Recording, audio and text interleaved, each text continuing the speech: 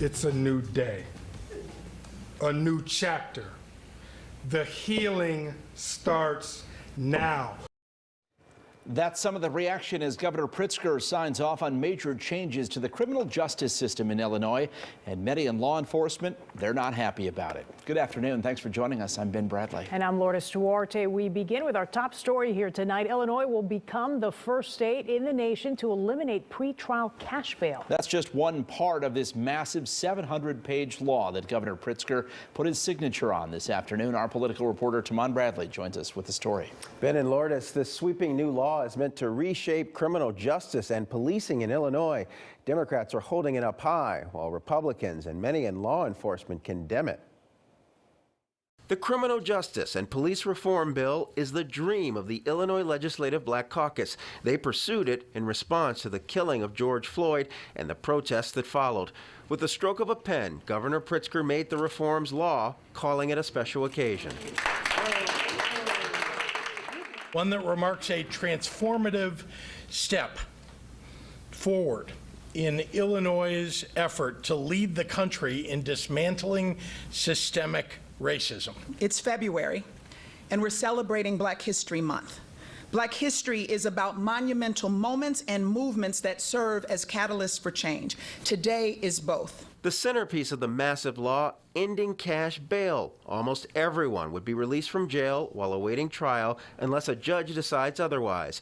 The reforms also provide more rights for people accused of crimes and victims.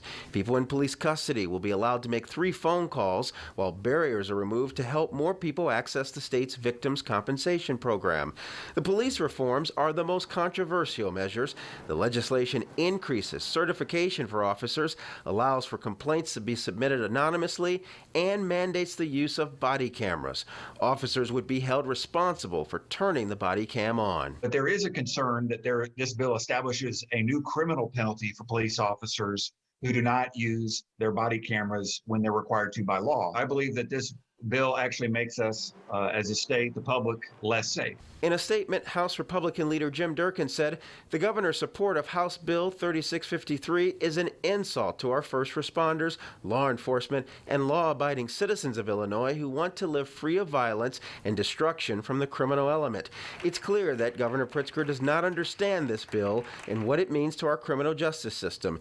Illinois and its citizens will not be safer because of this bill.